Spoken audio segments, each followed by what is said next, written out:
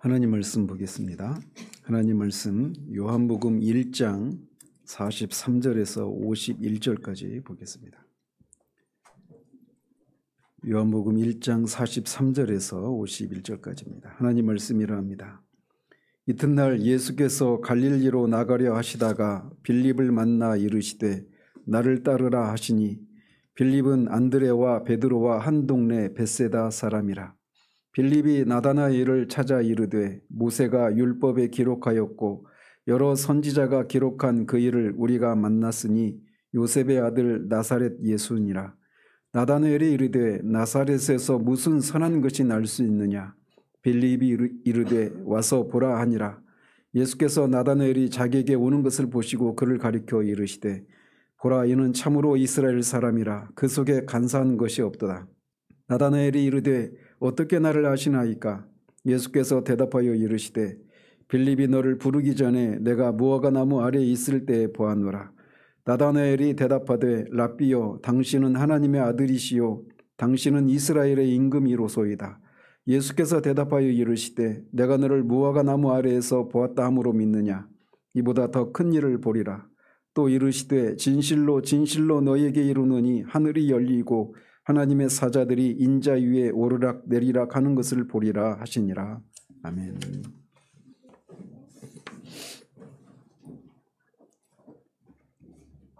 지난주에는 세례 요한의 증언을 듣고 그의 제자였던 안드레와 이름이 알려지지 않았지만 요한으로 추정되는 이 두 사람이 예수님을 만나고 그 다음에 안드레가 그의 형제 시몬 베드로를 예수님께로 인도한 장면까지 살펴봤습니다.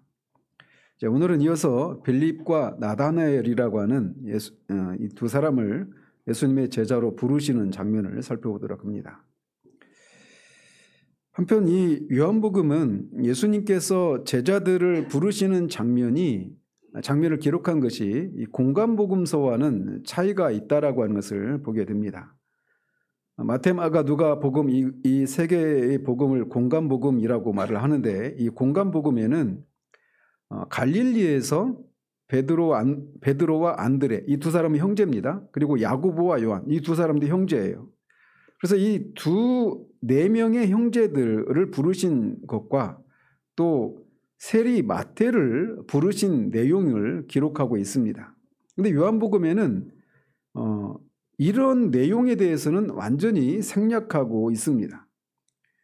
그리고 이 사람들을 불렀던 장소는 갈릴리였어요. 공관복음에서 이 5명의 제자들을 부른 곳은 갈릴리에서 그들을 제자들로 이렇게 불렀는데 여기 요한복음에서는 갈릴리에서 사역이 시작되기 이전에 초기 유대 지역, 갈릴리는 우리나라로 치면 한 수도권에 해당된다면 유대 지역은 경상북도, 남도 이 정도에 해당되는 그런 거리 차이가 있습니다. 그래서 이 요한복음에는 초기 유대 사역에서 본래 세례 요한의 제자였던 2명의 제자와 시몬 베드로 그리고 빌립과 나다나엘을 만나신 내용만 전하고 있습니다. 이렇게 공관복음과 요한복음에서 제자를 부르신 이 내용이 차이가 있는 것은 요한복음이 공관복음보다 최소 20년에서 30년 뒤에 기록한 복음서이기 때문에 그렇습니다. 그래서 요한은 이 앞에 공관복음에 기록된 내용을 중복해서 기록을 하고 있지 않아요. 근데 그보다도 더 이제 왜 이런 차이가 있는가에 대한 이 더 근본적인 이유가 있다면 사도 요한은 예수님께서 이렇게 5명의 제자들을 부르시는 과정을 기록한 것을 통해서 이 제자들이 사도로서 예수님의 제자로서 부르신 이 사실 자체를 보도하기보다는 이 5명의 사람들을 예수님의 제자로 부르신 이 사건을 통해서 한 사람의 자연인이 거듭나지 못한 사람들이 어떻게 예수님을 만나서 그분의 제자가 되는가. 즉 여기서 말하는 제자라고 말할 때는 모든 예수님을 믿는 사람들은 다 제자가 된다라고 하는 측면에서 제자라고 말씀을 드리는 겁니다. 그래서 다 쉽게 말씀드리면 한 사람의 자연인이 어떻게 예수님을 만나서 회심하게 되는가 이 회심의 과정을 전해주고 있다 이렇게 말씀드릴 수가 있습니다. 거기에 이 한 사람의 자연인이 예수님의 제자로 회심하게 되는 과정에 초점을 맞추고 이런 내용들을 기록하고 있는 거예요. 그래서 지난주에 말씀드린 대로 각 사람의 이 회심의 과정은 매우 다양하다라고 하는 것을 우리가 보게 됩니다. 그리고 오늘 이 두 명의 제자를 부르시는 장면을 통해서도 우리는 이것을 다시 한번 확인할 수가 있습니다. 오늘 본문에 기록된 이 사건은 안드레와 요한이 예수님의 제자가 된 바로 그 이튿날 일어난 사건입니다. 그러면서 이 빌립의 경우에는 다른 사람의 소개 없이 예수님이 직접 빌립을 만나고 그를 예수님의 제자로 삼는 이 내용이 기록되어져 있습니다. 이제 예수님께서는 점차 이 역사의 전면에서 본격적으로 자신에게 주어진 일들을 능동적으로 수행하시고자 하는 겁니다. 그래서 예수님의 주 사역지는 갈릴리 지역이었어요. 갈릴리는 아까 말씀드린 것처럼 우리나라로 치면 한 수도권, 서울, 경기 이 정도 위치에 있는 북부 지역입니다. 그 갈릴리 호수 주변에서 주로 이제 갈릴리에서 사역을 많이 하고 간간히 예루살렘 유대 지역으로 남쪽으로 내려가서 사역을 하시는데 세례 요한이 세례를 베풀고 있었던 곳은 남쪽 지역의 요단강 건너편에서 이렇게 세례를 베풀고 있었고 거기에서 예수님이 이제 제자들을 부르시고 이제 다시 갈릴리로 가시려는 이런 장면이었던 겁니다. 그래서 그렇게 갈릴리로 가시기 전에 가시는 도중에 또는 이제 가시다가 빌립을 만나신 것을 이제 기록을 하고 있는 거예요. 당시 갈릴리는 남쪽 지방의 유대와는 달리 주로 사회에 이 하류 계층이 주로 거주했던 곳으로 그렇게 알려져 있습니다. 그래서 주민들 대다수가 어업이나 목축업에 종사했던 사회적으로 생활 수준이 낮은 그런 지역이었고 가난하고 병들고 그런 지역이어서 죄인들을 구원하기 위해서 오신 예수님이 바로 그곳을 사역의 본거지로 삼고 있는 겁니다.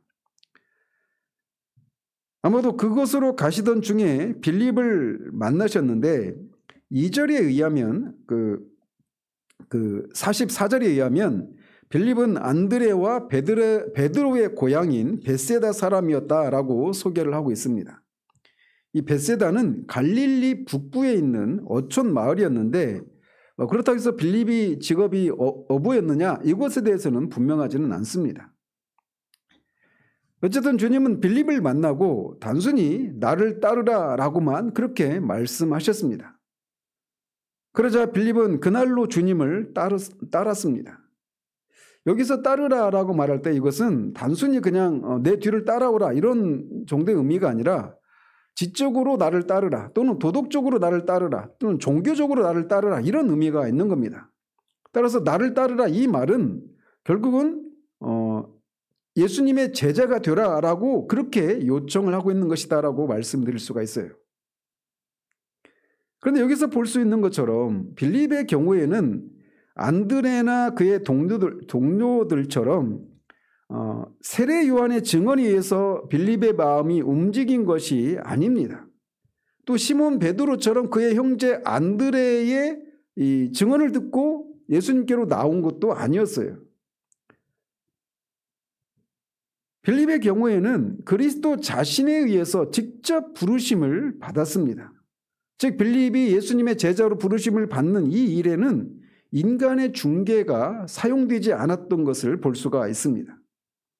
그럼에도 불구하고 믿음과 생명에 있어서는 그 다른 제자들과 다를 바가 없다라고 하는 것을 우리가 기억을 해야 됩니다. 즉 다른 사람과 다른 방법을 통해서 예수님께 인도되었다 할지라도 이 모든 다양한 제자들이 모두 같은 길에 들어섰다라고 말할 수가 있어요. 같은 길에 들어서서 같은 진리를 받아들이고 같은 주님을 섬기고 같은 본향에 도달한 것이라고 말씀드릴 수 있단 말이죠. 이처럼 지난주와 오늘 예수님을 만난 이 제자들의 모습을 보는 것은 매우 중요합니다. 그것은 모든 시대에 모든 하나님의 백성들과 모든 민족들의 역사에 우리 빛을 비추어 주는 사건이라고 할 수가 있어요. 그것은 영혼을 구원하는 데는 다양한 방법이 있다라고 하는 것을 우리에게 말해주고 있단 말이죠. 그런 면에서 아주 우리에게 빛을 비춰준다 이렇게 말씀드릴 수가 있습니다. 모든 참된 그리스도인들은 다양한 방법으로 주님께로 오지만 공통적인 것이 있습니다. 즉 그들은 하나님의 성령에 의해서 인도되고 하나님의 그리스도의 피로 씻김을 받고 한 주님을 섬기고 한 구세주를 의지하고 하나의 진리를 믿고 하나의 일반적인 규칙을 따라 살아갑니다. 그래서 이렇게 공통적인 그런 모습이 있어요. 자, 그럼에도 불구하고 모든 사람이 다 똑같은 방법을 통해서 회심하는 것은 아니라는 사실입니다. 회심의 과정이 모든 사람에게 동일한 것은 아니라는 거예요. 어떤 사람은 체험한 것이 어떤 사람에게는 낯선 것이 될 수도 있습니다. 회심시키는 일에 있어서 성령께서는 유일한 구원자로서 이 일에 있어서도 성령은 주권자이십니다. 이 사실을 우리가 생각하면 우리가 직면할 수도 있는 이런저런 어려움들을 우리가 덜게 됩니다. 우리는 다른 신자들의 체험을 내 자신의 척도로 삼지 않도록 조심해야 합니다. 우리는 다른 사람이 우리와 똑같은 방법으로 주님께로 인도되지 않았다고 해서 그가 받은 은혜가 가짜가 아니야? 라고 그렇게 그를 부인하거나 의심해서는 안 되는 겁니다. 우리 계속 우리와 이제 여기서 계속 오래 다니셨던 우리 교회 식구들은 이런 얘기를 많이 듣죠. 우리가 특별히 우리 교회 같은 그런 데서 우리가 더 주의를 할 필요가 있어요. 제가 로이드 존스 목사님 책을 즐겨 읽는데 거기에 보면 어떤 때는 그 로이드 존스 목사님이 그리스도인이라고 하는 것, 그리스도인이 되었다라고 하는 어떤 기준을 너무 낮춰버린 거 아닌가? 이런 염려를 할 때도 있습니다. 그분의 책들을 읽다 보면. 그래서 그런 것처럼 우리가 어떤 사람이 그리스도인인가 아닌가, 교회에 새로 들어온 사람들을 우리가 바라볼 때 우리와 같은 어떤 방법과 통로, 어떤 경험들을 하지 않은 것을 보고 그 사람의 신앙이 진짜가 아닐지도 모른다라고 하는 이런 어떤 생각을 가지고 우리가 사람들을 대하기가 쉬워요.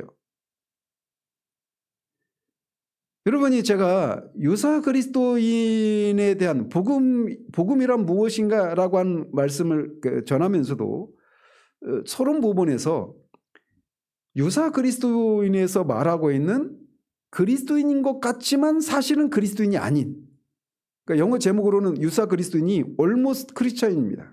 거의 그리스도인이 될 뻔한 사람, 이걸 유사 그리스도인 이렇게 번역을 했는데 그 사람이 그리스도인인 것 같지만 사실은 그리스도인이 아닌 사람의 어떤 표지 20가지를 얘기를 합니다. 근데 지금도 여러분이 아마 그 책을 여러분이 읽으시면 많은 사람들이 나는 구원받은 사람이 아니야 라고 하는 생각을 가지기가 쉬워요. 그 책을 읽을 때도 제가 주의를 해야 된다고 말씀을 드린 이유가 바로 거기에 있는 겁니다. 거기에서 진짜 그리스도인들은 이런저런 어떤 과정을 거치는데 그런 것처럼 보이지만 사실은 아닌 이런 사례를 20가지를 얘기한단 말이에요.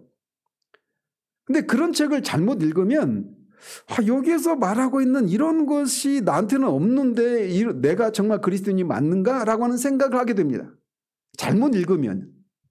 그래서 결국 그 책을 통해서 뭘 들여다보냐면 내 안에서 어떤 경험이 있었는가라고 하는 것으로 주관적으로 자신을 돌아보게 되는 그런 일이 일어나게 돼요. 그리고 그런 것을 주관적으로 내 구원의 근거를 주관적인 경험과 내 안에서 찾기 시작하면 우리는 길을 잃어버립니다. 그 책을 읽을 때는 항상 다른 안내자의 도움이 필요한 책이에요. 그 책의 결말이 부족해요. 제가 볼 때는. 이런 20가지 표지들이 있어야 되는데 그게 없다라고 생각하면 사람들이 자연스럽게 어디로 가겠습니까? 이런저런 체험이 내게 일어날 것을 구하면서 가지 않겠어요? 근데 복음은 복음을 바르게 전하는 방식은 그런 사람들이 구원받을 수 있는 유일한 길이신 예수 그리스도께로 피하라고 그렇게 안내해야 된단 말이에요. 그런 면에서 그 책은 그런 부분이 부족해요. 근데 말씀드리고 싶은 건 뭐냐? 우리가 그렇게 어떤 회심한 사람들의 어떤 전기나 이런 어떤 사례들을 막 읽다 보면 나한테는 저런 게 없는데? 라고 말하고 자신에 대해서 내가 구원받지 않은 사람이라고 하는 이런 생각을 하기가 쉬워요. 또 마찬가지로 다른 사람을 볼 때도 우리가 그렇게 보기가 쉽단 말이죠. 그런데 우리가 알아야 될 것은 사람이 회심하는 과정은 사람마다 다 다양합니다. 그리고 그 주님께로 나오는 그런 통로도 굉장히 사람마다 달라요. 어떤 사람은 본질적으로 내가 어떻게 하면 구원을 받을 수 있는가, 그 부자 청년처럼 선원 선생이여 내가 어떻게 하면 영생을 얻을 수 있습니까? 이렇게 나오는 사람도 있어요. 그러나 어떤 사람들은 이런저런 인생의 어떤 여러 가지 난제들을 어떻게 하면 해결받을 수 있을까라고 하는 지극히 세속적인 그런 목적을 가지고 주님께로 나오는 경우들도 있습니다. 근데 그게 계기가 되어서 생각지도 않았던 죄 문제를 해결받고 구원에 이르는 이런 일도 있을 수 있단 말이에요. 그래서 우리가 그 사람이 어떤 과정을 통해서 회심했는가 보다도 그 사람이 진짜 회심한 사람으로서 예수 그리스도에 대한 분명한 인식을 가지고 있는지, 내가 경험한 이런저런 어떤 경험과 삶의 변화들이 아니라 오직 예수 그리스도 그분이 하신 일 이것만을 의지하는 그런 신앙이 있는지, 그리고 이것이 입술의 고백만이 아니라 그 신앙을 따라 살아가는 삶의 열매들이 있는지, 이런 것들을 우리가 확인할 수 있다면 그가 뭐 다른 교단 출신이든 뭐 다른 문화 속에서 살다 온 사람이든 아주 복음이 아주 충분하지 않은 그런 그 신앙 그 풍토에서 예수님을 믿고 온 사람이든 그건 중요하지 않다라고 하는 것을 우리가 기억을 해야 됩니다. 궁극적으로 바른 길로 인도되기만 했다면 그가 어떤 길을 통해서 인도되었는가 하는 것은 중요하지 않습니다. 예수님의 제자가 된 후 빌립은 첫 번째로 취한 행동이 그의 친구 나다나엘을 찾아가서 전도한 것이었습니다. 41절의 안드레와 마찬가지로 빌립 역시 이 기쁜 소식을 혼자 간직하고 있을 수가 없었던 것입니다. 나다나엘이라고 하는 이름이 처음 여기 등장을 하는데, 이 나다나엘은 이 오늘 본문에서만 이렇게 몇 번 언급되고 요한복음에서는 맨 뒤에 이제 21장 2절에 가서야 다시 한번 언급됩니다. 즉 예수님이 부활하신 후에 제자들이 베드로와 베드로를 포함해서 7명의 제자들이 갈릴리에서 이제 고기를 낚는, 그때 예수님이 다시 나타나셔서 뭐 153마리의 그 물고기 잡는 그 장면 있지 않습니까? 그때 다시 한번 나다나엘의 이름이 등장을 합니다. 근데 이 나다나엘이라고 하는 이름이 공간복음에는, 마태, 마가, 누가복음에는 한 번도 등장을 하지 않아요. 이 나다나엘은 분명히 예수님의 12제자 중에 한 명인데 왜 공간복음에는 그의 이름이 등장하지 않을까요? 그럼 공간복음에는 바돌로메라고 하는 이름으로 등장하기 때문에 그렇습니다. 그래서 나다나엘은 그의 본명이고 바돌로메는 그의 별명으로 여겨집니다. 나다나엘은 하나님이 주셨다라고 하는 뜻입니다. 히브리어로 엘이라고 하는 단어가 들어가면 다 하나님이에요. 엘이 하나님의 이름이 있지 않습니까? 그래서 하나님이 주셨다라고 하는 이름이 나다나엘이고 그게 본명이었을 거고, 바돌로메는 바 또는 벤 이런 말이 들어가면 누구누구의 아들 이런 뜻입니다. 그래서 벤허 하면 허씨 가문의 아들 이런 뜻이에요. 벤허라고 하는 영화 있죠. 벤이나 바라고 하는 단어가 들어가면 누구누구의 아들 이런 뜻이에요. 그러니까 바돌로메 하면 돌로메의 아들 이런 뜻입니다. 한편 이렇게 빌립도 그렇고 안드레도 그렇고 뒤에 4장에서도 사마리아의 그 수가성의 여인도 그렇고 다 그들이 예수님을 만나면 즉각적으로 그냥 가만히 있지 않고 자신이 예수님을 만나 이 구원의 기쁨을 그냥 자기 혼자만 누리지 않고 자발적으로 가장 가까운 사람들을 찾아가서 이 사실을 알리는 이런 모습을 우리가 보게 됩니다. 새롭게 태어난 신자는 그가 믿는 분과 같은 마음을 소유하기 때문에 그렇습니다. 즉 잃어버린 자에 대한 구세주의 이 사랑과 긍휼과 동정이 새롭게 태어난 사람도 그의 주님의 마음을 품고 그렇게 이웃을 찾아가는 것입니다. 그는 멸망하고 있는 자를 향해서 사랑을 내뿜습니다. 그는 침묵하거나 무관심할 수가 없어요. 그는 다른 사람들에게 그가 만난 구세주, 아니 그를 찾아오신 구세주에 대해서 이야기하지 않을 수가 없는 겁니다. 우리 안에 이런 구령의 열정이 다시금 회복되기를 바랍니다. 자, 이렇게 빌립이 곧장 그렇게 주님을 만나고 곧장 한 일이 친구 나다나엘에게 찾아가서 자기가 만난 예수님에 대해서 얘기를 하는데 그가 이렇게 말을 합니다.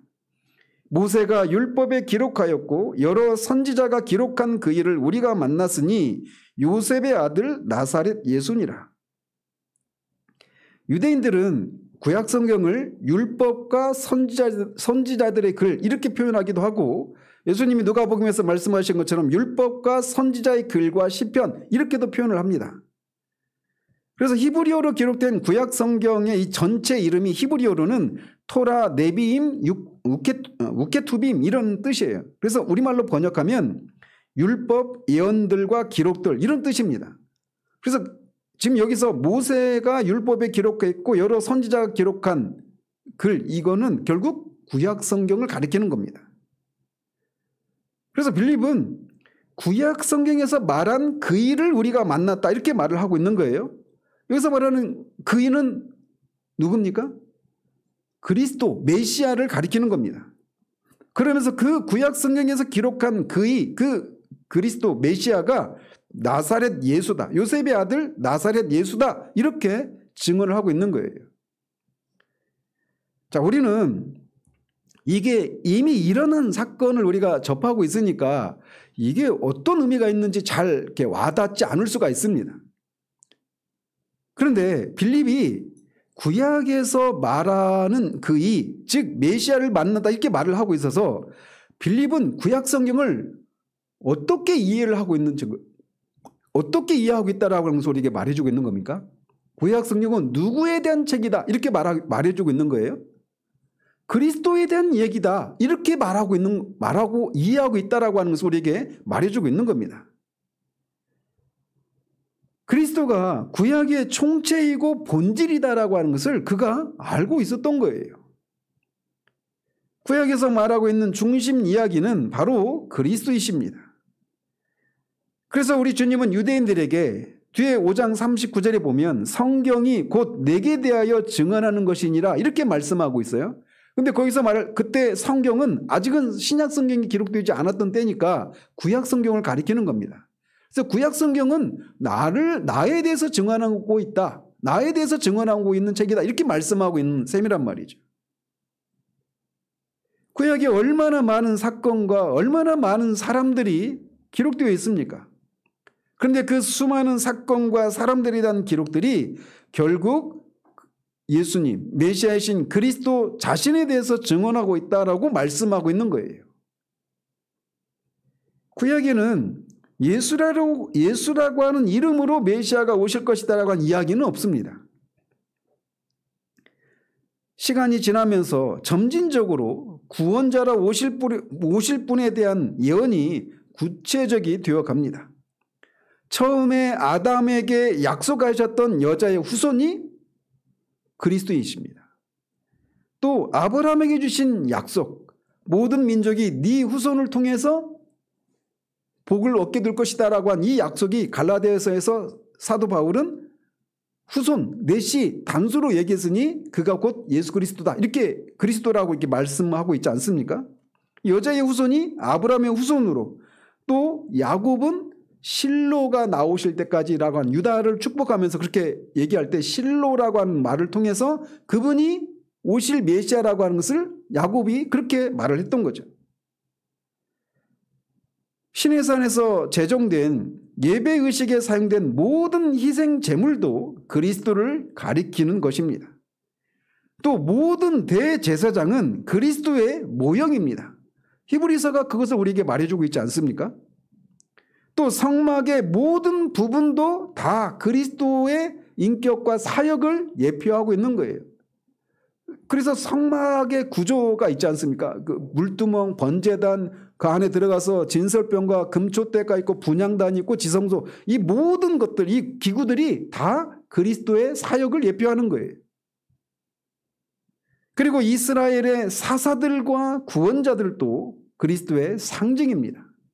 그들을 통해서 하나님의 백성을 보호하시고 원수들로부터 그들을 지키는 일을 사사들이나 그런 구원자들이 하지 않습니까? 그것은 결국 메시아로 오신 분이, 메시아가 왕으로서 당신의 백성들을 지키시고 보호하신다라고 하는 것을 예표해 주는 그런 인물들이란 말이에요. 그리스도는 주 하나님께서 보내시겠다고 모세에게 약속해 주셨던 그 선지자이고 다윗 가문의 왕이시고 시편 110편에서 말하고 있는 것처럼 다윗의 자손으로 오실 분이지만 또 동시에 그분의 주님으로 오실 분이었습니다. 그는 이사야가 예언한 동정녀의 아들이시고 어린 양이시고 예레미야가 말했던 의로운 가지요, 말라기가 선포했던 약속의 사자요, 다니엘이 말한 것처럼 그 자신의 죄가 없었음에도 불구하고 버림받아야 했던 메시아였습니다. 미가나 스가랴나 다윗의 시편이나 이 많은 곳 속에서 장차 죄인들을 구원하기 위해 오실 구원자에 대한, 그리스도에 대한, 메시아에 대한 예언이 구약 성경에 가득합니다. 그래서 구약은 온통 오실 메시아에 대한 약속으로 가득하고 그 오실 메시아가 하실 일들을 여러 가지 희생 제사나 이런 어떤 제도들을 통해서 하나님이 보이고 있는 책이 구약 성경이에요. 예수님은 수천 년 전부터 하나님께서 이렇게 다양한 사람과 다양한 방식으로 예언하셨던 바로 그 분이시라는 것입니다. 따라서 우리는 구약을 많이 읽으면 읽을수록 그리스도에 관한 증언을 더욱더 분명하게 발견할 수 있습니다. 구약의 여러 영감받은 작가들이 고대에 누렸던 빛은 복음의 빛에 비교해 보면 희미한 빛에 불과합니다. 그러나 그럼에도 불구하고 그들은 베드로가 말하고 있는 것처럼 그들 안에 계시는 그리스도의 영, 성령이 그들 안에서 그리스도를 증언했기 때문에 오실 메시아에 대한 이 예언, 어떤 약속을 통해서 메시아에 대한 지식을 그들도 가질 수 있었던 것입니다. 따라서 구약 성경의 중심 내용이 그리스도라고 하는 사실을 간과하고서는 누구든지 구약 성경 속에 담긴 의미를 정확히 이해할 수 없습니다. 그냥 구약 성경 읽을 때 단순히 그냥 이거 해라, 이거 하지 말아라, 이런 어떤 삶의 규칙으로서만 구약 성경을 읽으면 구약 성경이 우리에게 다가오지 않아요. 근데 구약 성경 곳곳에 오실 메시아에 대한 예언이 그렇게 다양한 방식으로 기록되어 있단 말이죠. 하나님의 아들이시면서 친히 인간의 몸을 입고 이 땅에 오신 예수 그리스도를 통해서만 우리는 하나님의 구원 계획과 목적을 알게 되고 이 세계의 역사와 우리 존재의 참 모습을 진단할 수 있게 됩니다. 빌립은 나사렛 예수가 바로 그렇게 구약 성경에서 수도 없이 많은 사람들이 많은 어떤 것을 통해서 예언했던 바로 그 메시아다라고 말하고 있는 거예요. 그러니까 이게 우리가 예수님이 메시아다, 예수님이 그리스도라고 이렇게 믿는 것이 그냥 아무런 근거 없이 뜬금없이 우리가 믿는 것이 아니라는 겁니다. 그래서 우리가 구약 성경을 읽으면 여기서 예언한 인물이 바로 이분이구나. 그래서 여러분이 복음서를 읽어보면 그런 얘기들이 굉장히 많이 나오죠. 성경에 말한 바대로 성경을 응하게 하사 이런 표현들이 굉장히 많이 나오지 않습니까? 그러니까 뭐냐면 예수님이 그리스도라고 하는 이 증언이 수천 년의 인류 역사 가운데서 구약 성경을 통해서 하나님께서 이런 사람을 통해서 이렇게도 예언하고 이렇게도 증언하는 이런 증언들을 다 펴보면 이분이 그리스도일 수밖에 없는 이런 것을 우리에게 분명히 증거하기 위해서 그렇게 구약 성경을 인용해서 그렇게 예수님을 그리스도라고 소개하고 있는 겁니다. 그러니까 우리가 예수님이 그리스도다 이 얘기를 아무런 근거 없이 뜬금없이 믿는 게 아니에요. 분명히 역사적인 근거가 있고 그런 성경에서 오랫동안 예언했던 그런 것의 성취로 오신 분이라고 하는 것을 우리가 기억해야 됩니다. 따라서 성경을 읽으시기를 바랍니다. 여러분들 중에 정말 아직도 예수님이 나의 죄를 위해서 하나님이 보내신 구원자라고 하는 것이 믿기지 않는다라면 그것에 대해서 예언하고 있는 성경을 보십시오. 그리고 나서 복음서를 읽어보십시오. 그러면은 성경이 말했던 이분이 바로 예수님이구나 라고 하는 것을 우리가 알 수 있게 된단 말이에요. 어거스틴도 이렇게 회심할 때 아이들이 밖에서 들어서 읽어라라고 하는 이런 막 일종의 우리나라 말로 하면 어떻게 고무줄 놀이 같은 이런 놀이를 하는 노래를 하면서 노래 부르는 것을 듣고 로마서를 딱 폈는데 그게 로마서 13장 13절이었잖아요. 아무튼 성경을 펴서 읽을 때 그리스도를 그가 만나게 된 거예요. 성경을 읽으시기를 바랍니다. 그냥 이런 일이 나한테 예수님을 믿게 되는 일이 일어나기를 그냥 감나무 밑에서 감 떨어지기를 기다리지 마시고 성경을 읽으십시오. 성경을 읽으시면 거기에서 예수님이 그리스도라고 하는 것을 분명히 말하고 있는 수도 없이 많은 확실한 근거가 있는 이런 것들을 우리가 찾을 수 있단 말이죠. 빌립은 예수님이 구약에 예언된 메시아라고 말을 하자 이렇게 말을 하는데 한번 생각해 보십시오. 이런 얘기는 빌립이 다짜고짜 나다나엘에게 구약 성경이 기록한 메시아를 우리가 만나다 이렇게 말하고 있는 것은 그만큼 나다나엘이 성경에 정통한 유대인이었다라고 하는 것을 우리가 유추해 볼 수가 있는 겁니다. 그런데 이 나사렛 예수가 구약 성경에 예언했던 바로 그 메시아라고 하는 이 빌립에 들뜨고 아마 막 그런 어떤 기쁨 가운데서 그렇게 말을 전했을 것인데 그런 것에 대한 나다나엘의 반응은 매우 실망스러운 것이었습니다.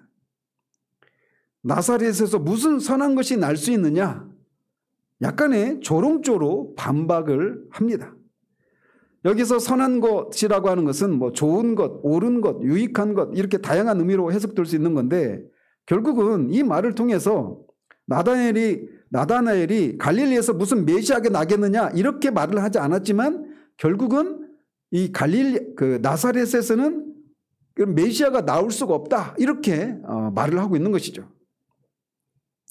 이 얘기는 두 가지 측면에서 얘기할 수 우리가 그 의미를 해석할 수 있어요. 하나는 뭐냐면 말씀드린 것처럼 나다나엘에게 다짜고짜 구약에서 예언한 그 일을 우리가 만났다 이렇게 말하는 것을 통해서 나다나엘이 그만큼 성경에 깊은 조예가 있다라고 하는 것을 우리 유추할 수 있단 말이죠. 따라서 이 나다나엘은 메시아는 갈릴리에서 나오지 않는다. 나사렛은 갈릴리 지역에 있는 촌 마을이거든요. 근데 미가서 5장 2절에 보면 메시아는 다윗의 동네 베들레헴에서 나온다 이렇게 예언되어 있단 말이에요. 그러니까 나사렛에서 어떻게 메시아가 나올 수 있느냐? 성경 지식에 근거해서 그렇게 조롱조로 반박할 수도 있고 또 하나는 당시 갈릴리 지역은 나사렛은 말씀드린 것처럼 갈릴리 지역에 있는 동네예요. 그래서 갈릴리는 북부 쪽에 있는 아주 촌동네인데 당시 유대 사회에서 갈릴리 사람 이렇게 말을 하면 굉장히 조롱조의 말이었습니다. 그래서 천박하고 사회적으로 지위가 낮고 이런 어떤 촌뜨기 또는 이방 사람과 왕래가 많은 그런 동네여서 마치 이방인 취급받는 이런 동네였단 말이에요. 근데 그런 천한 동네에서 어떻게 무려 메시아가 나올 수 있느냐 이렇게 생각했던 거죠. 그래서 이런 조롱조로 그런 말을 했던 겁니다. 우리가 종종 이런 경우를 만나지 않습니까? 우리가 정말 주님을 만나고 복음을 듣고 구원의 은혜를 막 누리면 막 누군가에게 막 한번 들어봐, 한번 와봐, 막 이런 얘기를 하잖아요. 근데 많은 경우는 다 이런 반응입니다. 거의 대부분은 이런 반응이에요. 너나 잘 믿어. 그러니까 어떤 시큰둥한 이런 반응들을 우리가 많이 접해요. 그런데 빌립은 그런 나다나엘과 성경을 가지고 논쟁이나 토론을 벌이지 않고 그에게 와 보라라고 말을 합니다. 그는 경험이 논쟁보다 유익하다라고 하는 것을 잘 알았기 때문에 이렇게 말을 했던 겁니다. 이 말에서 알 수 있는 것처럼 예수님이 누구인지 발견하려면 그분에게로 오지 않으면 안 됩니다. 그분을 만나 그 앞에 설 때 사람들은 비로소 그분이 구주이심을 발견하고 그 발 아래 엎드리게 됩니다. 교회를 잔멸하는 것이 하나님의 뜻이라고 생각했던 빌립도, 사도 바울도 다메섹 도상에서 예수님을 만나는 순간 그분 앞에 무릎을 꿇고 만 것을 우리가 봅니다. 그래서 예수님 앞으로 나오면 이런 일이 일어나요.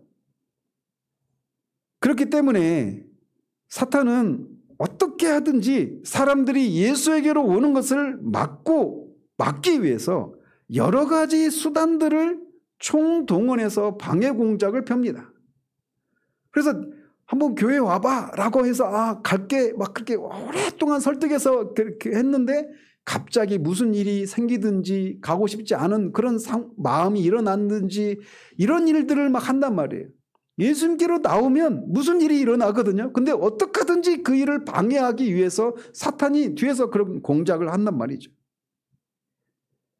복음이 전파되지 못하도록 선교 자체를 원천적으로 봉쇄하든지 복음을 들어도 믿음을 가지지 못하도록 사회 분위기를 험악하게 조성하는 이런 모든 것들의 배후에 사탄이 있습니다. 그러나 예수님께로 나오면 무슨 일이 있습니다. 예수님께로 나온다. 이 나다나엘이 그렇게 눈앞에 보이는 예수님께로 나오는 이런 것은 우리 시대에 가능하지 않지만 예수님께로 나온다는 얘기는 개인적으로 성경을 읽는 이런 일도 포함되겠고 교회에 나와서 복음을 들을 수 있는 그런 기회를 얻는 겁니다. 여러분이 어떻게 하든지 아직 여러분에게 예수님을 정말 이렇게 만나는 일이 일어나지 않았다 하더라도 내가 다른 건 몰라도 어떻게 하든지 예수님께로 나올 수 있는 이런 기회를 내가 절대로 다른 것과 타협하지 않겠다. 이런 마음의 자세를 가지고 예수님께로 나오는 일들을 하십시오. 언젠가 말씀드렸죠. 어떤 천문 과학자가 완전히 철저히 그냥 이과예요. 이과. 그래서 뭐 진화론에 완전히 경도되어 있고 빅뱅이나 이런 것에 완전히 경도된 그런 현대인이란 말이에요. 근데 예수님을 믿는 사람과 결혼을 해서 억지로 이제 교회를 몇 개월을 다닌 겁니다. 근데 뭐 교회를 가도 도대체 무슨 얘기를 하는지도 모르겠고 하나님이 있는지도 모르겠고 뭐 예수님이 나의 구원자고 뭐 내가 구원을 받아야 되고 이런 것이 아무런 뭐 다가오지 않는 겁니다. 그리고 몇 개월을 다니다가 언제 한번 그렇게 하나님 앞에 다짐을 했다고 그래요. 정말 하나님이 계시다면 하나님이 계신 것을 좀 알려달라고. 그래서 100일 동안인가 그렇게 이제 작정을 하고 그렇게 이제 어느 해에 그렇게 시작을 했답니다. 뭐 성경을 읽기도 하고 교회 나와서 아무튼 그런 그 한 가지 기도만 가지고 나온 거예요. 근데 아무런 일도 일어나지 않았던 어느 날, 어느 주일날 교회에 딱 들어오는데 하나님의 임재를 그냥 바로 인식을 하게 되는 거예요. 하나님이 계시다. 하나님이 살아계시다라고 하는 것을 인식을 하고 그 앞에서 자신이 죄인인 것을 그냥 즉각적으로 깨닫고 바로 그렇게 수도 없이 들었던 예수님이 바로 나 같은 죄인을 위해서 십자가에 죽으셨구나라고 하는 것을 그냥 알게 되는 거예요. 예수님께로 나와야 무슨 일이 일어나는 겁니다. 그래서 빌립이 와 보라라고 친구를 권면한 거예요. 그리고 이런 와 보라고 하는 빌립의 요청에 나다나엘이 예수님께로 나옵니다. 그래서 예수님은 그가 자신에게 오는 것을 보시고 그를 가리켜서 이는 참으로 이스라엘 사람이라 그 속에 간사한 것이 없도다라고 말씀하십니다. 제자들 중에 아무도 나다나엘이 어떤 사람인지에 대한 정보를 주지 않았음에도 불구하고 예수님은 그를 멀리서 오는 그를 보고 이미 그가 어떤 사람이라고 하는 이런 평가를 내리고 계시는 것을 통해서 예수님은 사람의 속을 다 통찰하시는 그런 신적인 전지하신 전능하신 하나님이시다라고 하는 것을 우리에게 보여주고 있는 겁니다. 자, 이 장면이 저한테는 굉장히 감동스러워요. 생각해 보십시오. 주님은 나다나엘은 예수님을 모릅니다. 그런데 예수님은 나다나엘을 알고 있어요. 이게 저한테는 굉장히 감동스럽습니다. 지금도 예수님은 여러분들 중에는 아직 예수님을 모르는 분들 계셔요. 그런데 예수님은 여러분을 아십니다. 한 사람이 구원을 받는다라고 하는 것은 그것을 아는 거예요. 그래서 17장 3절에 영생은 유일하신 참 하나님과 그가 보내신 자 예수 그리스도를 아는 것이라고 말을 합니다. 예수님은 지금도 예수님께로 나오는 사람을 아십니다. 여기에 우리의 소망이 있어요. 그래서 예수님께로 나오면 무슨 일이 일어나는 겁니다. 우리가 그분을 몰랐던 그때도 그분은 우리를 알고 계십니다. 지금 그분이 여러분을 기다리고 계셔요. 제가 그 작년에 하연이가 막 회심하고 나서 저한테 보냈던 메일 올려놨잖아요. 거기서도 제가 감동스러운 게 뭐냐면 아빠 하나님이 하연이를 아셔. 그 부분인데 막 제 마음이 너무나 감동스러운 거예요. 하나님이 그리스도가 우리를 아십니다. 우리가 그분을 몰랐을 때에도 그분이 먼저 우리를 아시고 계셔요. 주님은 나다나엘을 그의 속에 간사함, 즉 교활함이 없는 참 이스라엘 사람이라고 말씀하십니다. 그러니까 참 이스라엘 사람이라고 하는 것은 혈통적으로 그가 이스라엘 혈통이다 이런 말을 하는 게 아닙니다. 이스라엘 사람, 하나님의 백성다운 그런 삶의 모습이 있는 그런 사람이라고 말씀하고 있는 겁니다. 우리 주님이 우리를 아신다라고 하는 것이 얼마나 우리에게 큰 위로가 됩니까? 자신을 처음 보고 말도 섞기도 전에 자신에 대해서 이런 평가를 내리시자 나다나엘은 어떻게 자신을 아느냐고 놀라서 묻습니다. 그래서 주님은 약간 선문답처럼 네가 무화과나무 아래 있을 때 내가 보았다라고 말씀하십니다. 무화과나무는 이스라엘에서 흔히 볼 수 있는 그런 나무입니다. 그래서 잎이 무성하고 그늘이 짙어서 그 나뭇가지 아래 앉아서 율법을 배우거나 기도와 명상을 하는 것이 경건한 유대인들의 오랜 관습이었다고 그래요. 따라서 나다나엘이 무화과나무 아래에 있었다 이 얘기는 결국 그가 그 나무 아래서 성경을 읽거나 또는 기도하거나 이런 어떤 경건 생활을 했던 이런 모습을 우리에게 말해주고 있는 겁니다. 그러면서 있을 때가 이게 현재 분사로 되어 있어서 그가 한 번 그렇게 어쩌다가 한 번 그렇게 간 것이 아니라 지속적으로 그 일을 반복하고 있었던 그런 경건한 사람이었다라고 하는 것을 말해주고 있는 겁니다.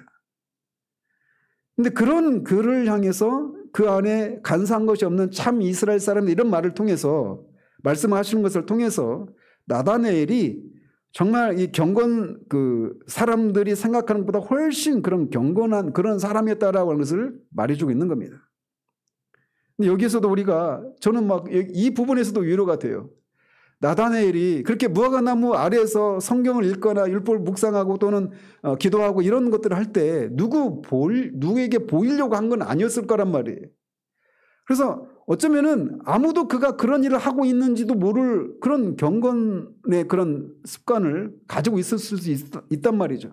근데 예수님이 거기 있을 때 내가 너를 보았다라고 말씀하셔요. 우리가 아무도 내가 성경을 읽는지 기도하는지 누가 여러분을 모르지 않습니까? 근데 예수님이 아십니다. 우리의 그런 하루에 시작하면서 기도하고 성경을 읽고 이런 경건 생활을 이런 모든 것들을 주님이 아신다라는 거예요. 내가 하고 있는 것이 무슨 의미가 있는가 싶지만 주님이 그 모든 것들을 아십니다. 그것을 인식하시고 그것이 내게 실제적으로 어떤 느낌으로 어떤 그렇게 다가오지 않는 때에도 우리가 주님 앞에 서 있고 주님이 나를 지켜보신다라고 하는 것을 기억하면서 그런 것들이 힘을 쓰는 여러분들 되시기를 바랍니다. 이에 나다나엘은 예수님을 랍비라고 부르면서 당신은 하나님의 아들이시요 당신은 이스라엘의 임금이로소이다 라고 고백을 합니다. 이것은 요한복음이 기록한 목적이 실제로 나다나엘에게서 실제로 이제 그 목적이 실제로 성취되었다라고 해서 보여주고 있는 겁니다. 요한복음을 기록한 목적을 20장 30절에 뭐라고 말합니까? 이것을 기록한 것은 너희로 예수께서 하나님의 아들이심을 믿고 그의 이름을 힘입어서 생명을 얻게 하기 위해서 이것을 썼다 이렇게 말을 했는데 이렇게 나다나엘이 그 고백을 지금 여기서 하고 있는 겁니다. 예수님이 하나님의 아들이시고 이스라엘의 임금이로소이다. 이스라엘 임금이다. 이 표현은 예수님이 그리스도다라고 하는 것을 말해주고 있는 거예요. 그래서 이 고백은 나중에 마태복음 16장에서도 베드로가 주는 그리스도시요 살아계신 하나님의 아들이십니다. 이런 고백을 하지 않습니까? 그래서 예수님이 하나님의 아들이시고 그리스도라고 하는 것을 베드로도 고백했던 것처럼 나다나엘이 베드로보다 먼저 이런 고백을 하고 있는 겁니다. 추측컨대 나다나엘은 자신의 마음을 이렇게 샅샅이 꿰뚫어보고 계신 예수님의 권위에 깊은 곳에 그물을 던져라고 할 때 막 그물이 찢어질 정도로 많은 고기가 잡힌 그 장면을 보고 막 베드로가 할렐루야를 외치지 않고 어떻게 했습니까? 바로 그 앞에 주여 나는 죄인으로서이다. 나를 떠나소서 이렇게 고백하지 않습니까? 깊은 바다를 꿰뚫는 그 주님의 그 통찰력 앞에 자신의 이 주님의 권위 앞에 그렇게 무릎 꿇었던 것처럼 나다나엘도 한 번도 만나보지 못한 자신을 향해서 주님이 그렇게 자신의 마음을 샅샅이 꿰뚫고 있는 이런 모습 앞에 그렇게 무릎을 꿇고 이런 고백을 하고 있는 겁니다. 하나님의 아들과 이스라엘이라고 하는 이스라엘의 왕이라고 하는 이 표현은 결국 그분이 메시아다 그리스도라고 하는 것을 말해주고 있는 겁니다. 그래서 시편 2편이나 72편에 메시아를 하나님의 아들 이런 표현을 하고 또 이스라엘의 왕이라고 하는 것이 이제 요한복음 12장에 보면 예루살렘으로 주님이 입성하실 때 하나님의 이름으로 오시는 이스라엘의 왕이로소이다 이런 표현을 하는 것을 통해 메시아를 이스라엘의 왕 이렇게 표현하고 있는 거예요. 그래서 나다나엘은 예수님을 이렇게 바르게 하나님의 아들이시요 그리스도라고 하는 이런 고백을 하고 있는 겁니다. 나다나엘의 이런 고백에 예수님은 네가 무화과나무 아래에서 보았다 함으로 믿느냐 이보다 더 큰 일을 볼 것이라고 말씀하십니다. 사실 나다나엘로 하여금 자신의 메시아 되심을 믿게 하신 것은 주님의 공생의 기간 중에 있었던 크고 놀라운 그런 무수한 사건들에 비하면 아주 작은 그런 것에 불과하다라고 말씀하시는 셈입니다. 실제로 이 말씀대로 예수님은 그의 공생의 기간 동안에 이보다 훨씬 많은 이적과 권능을 나타내셔서 많은 사람들에게 자신의 신분을 드러내십니다. 그리고 이런 약속을 하셔요. 진실로 진실로 너희에게 이르노니 하늘이 열리고 하나님의 사자들이 인자 위에 오르락 내리락 하는 것을 보리라 라고 말씀하십니다. 하늘이 열린 상태에서 하나님의 사자가 즉 천사들이 인자 위를 오르락 내리락 한다라고 한 이 장면은 창세기 28장에서 야곱이 베델에서 꿈속에서 보았던 이 장면을 연상케 합니다. 야곱은 그 꿈에서 땅 위에 사닥다리가 서 있는데 그 사닥다리 꼭대기가 하늘에 닿았죠. 그리고 그 사닥다리를 타고 천사들이 오르락 내리락 하는 장면을 꿈속에서 봅니다. 즉 야곱이 환상을 통해서 본 사닥다리는 하늘의 하나님과 땅의 야곱을 연결시켜주는 가교 역할을 하는 것이었죠. 이처럼 오늘날 우리에게도 땅에 있는 죄인인 우리와 하늘에 계신 하나님을 연결시켜주는 영적인 사다리가 있습니다. 그분이 바로 예수 그리스도이십니다. 그래서 주님은 나다나엘에게 이 야곱의 사닥다리를 자신에게 전용하셔서 인자 위에 하나님의 사자들이 오르락 내리락 하는 것을 볼 것이라고 말씀하고 계신 것입니다. 이것이 얼마나 놀라운 축복입니까? 아시다시피 인간은 본래 창조될 당시에는 아무런 제한을 받지 않고 창조주 하나님과 자유롭게 교제하고 그가 주시는 복을 받아 누릴 수 있었습니다. 하나님이 아담을 즐거워하고 아담도 하나님을 즐거워했습니다. 창조주 하나님과 피조물인 아담 사이에는 아무런 어떤 장애물이 없었어요. 아담은 하나님을 두려워하지 않았습니다. 하나님을 즐거워했어요. 그러나 불행하게도 아담은 하나님의 명령을 거슬러서 하나님이 금지하신 열매를 따먹고 타락을 하고 맙니다. 그 결과 그는 즉시 자신이 벌거벗은 것을 알고 하나님이 두려워해서 동산 중앙의 숲으로 숨고 무화과 나무 잎으로 자신의 부끄러운 부분을 가리는 그런 일이 일어나고 말았습니다. 결국 그렇게 이 죄로 말미암아 하나님과 분리가 되고 하나님께 나아갈 엄두를 내지 못하고 스스로의 노력으로도 하나님 앞에 나아갈 수 없게 되고 맙니다.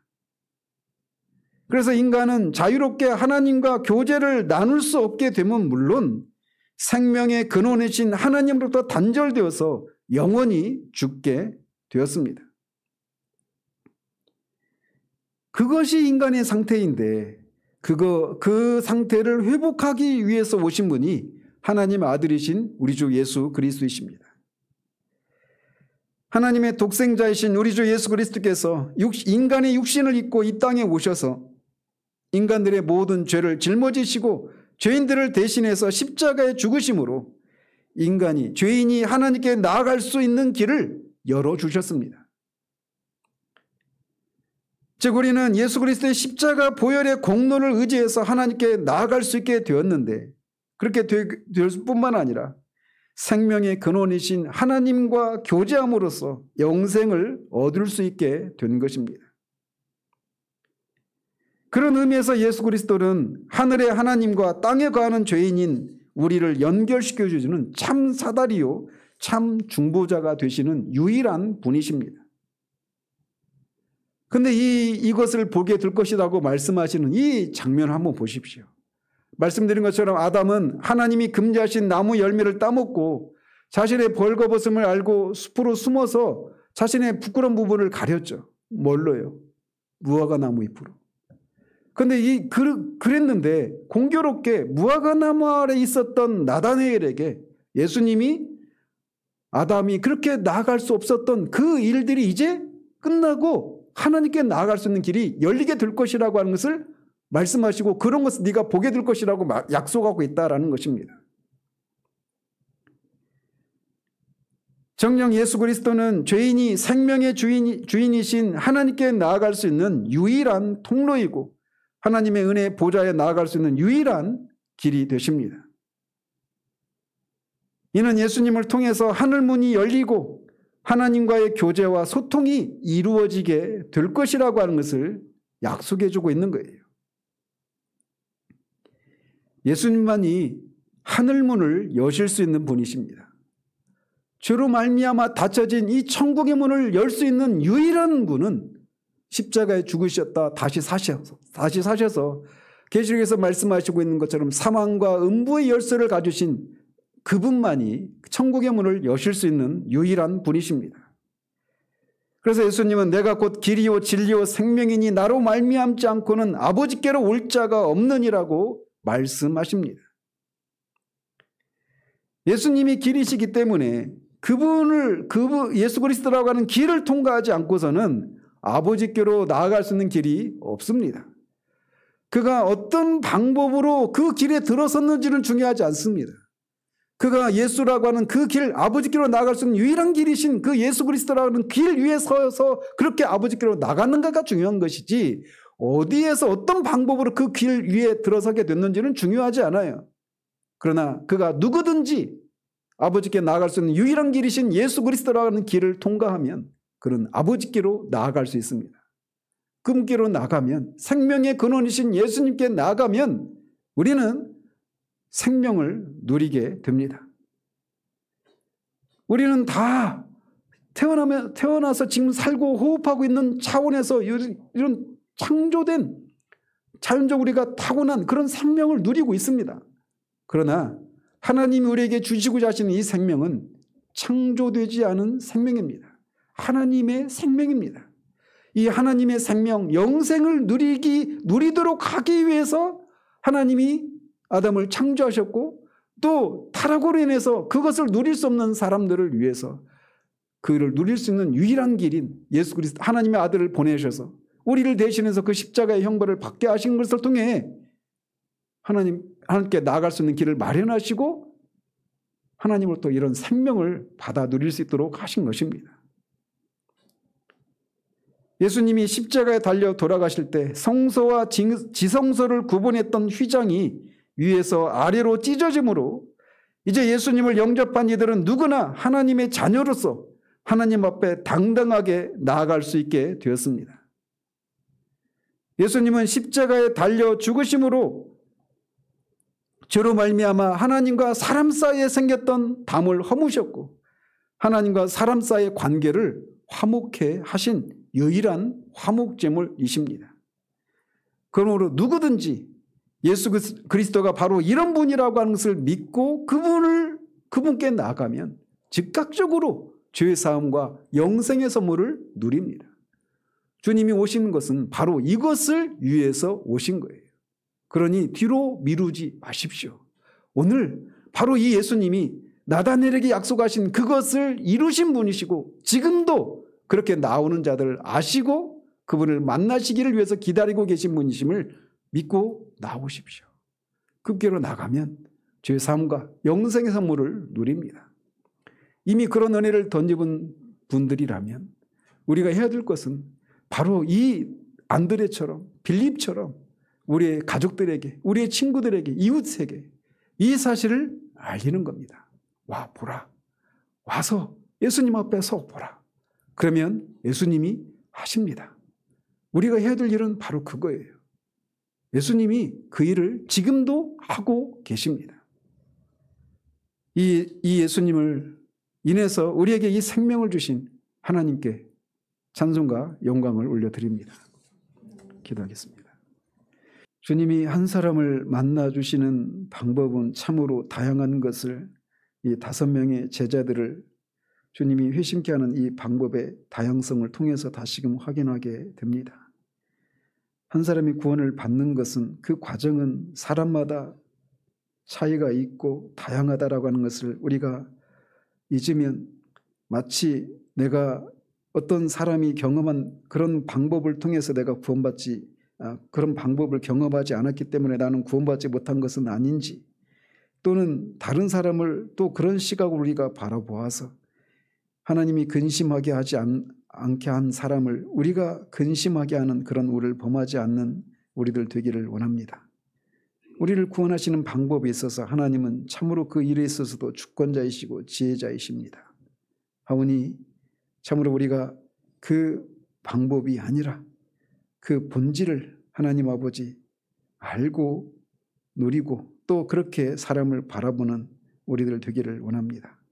무엇보다 하나님이여 참으로 나다나엘이 주님을 알지 못했던 그때에도 예수님은 나다나엘을 알고 계셨다라고 하는 이 사실이 우리에게 얼마나 큰 위로가 되는지요.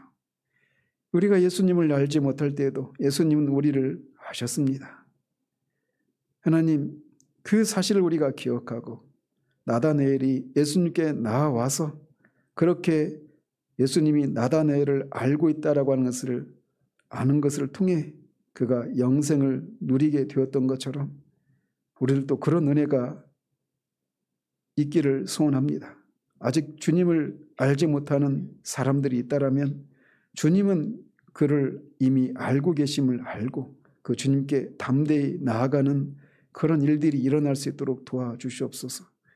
성경을 펴서 읽게 하시고 정말 저들이 말씀을 들을 수 있는 기회를 참으로 얻기 위해서 힘을 쓰게 하시고 정말 그 속에서 정말 주님 저들을 만나 주셔서 주님이 이 땅에 오셔서 우리에게 주시고자 하셨던 그 생명을 저들도 힘써 누리는 은혜가 있게 되기를 원합니다. 죄로 말미암아 하나님과 단절되었던 교제가 끊어졌던 그것이 다시 그리스도의 십자가의 대속의 은혜로 다시 회복시키시고 하나님과 우리 사이에 맡겼던 담을 허무신 하나님, 그 일이 이미 이루어졌은즉 우리가 예수 그리스도의 보혈의 공로를 힘입어 하나님 앞에, 은혜의 보좌 앞에 담대히 나아가 하나님을 즐거워하고 기뻐하는 그런 막힘이 없는 교제를 힘써 누리는 우리들 될 수 있도록 도와주시옵소서. 이미 그리스도 안에서 우리가 하나님 앞에 그런 그리스도와 같은 그런 존재로 우리를 바라보신다는 사실들을 기억하고 하나님 앞에 나아가기를 힘쓰는 그 하나님을 즐거워하는 그런 우리들 될 수 있도록 도와주시옵소서. 그 누림을 통해 정말 예수 믿는 것이 단지 그냥 주일에 교회에 와서 예배 한번 드리고 기독교적인 삶을 따라 살아가는 것이 전부가 아니라 살아계신 하나님과 교제를 나누는 것, 하나님이 주신 그 영생을 힘써 누리는 것, 그것이 기독교의 본질임을 우리의 삶을 통해 증거하여서 하나님의 이름에 합당한 존귀와 영광을 돌려드리는 우리들 될 수 있도록 도우시기를 원합니다. 예수 그리스도 이름으로 기도합니다. 아멘.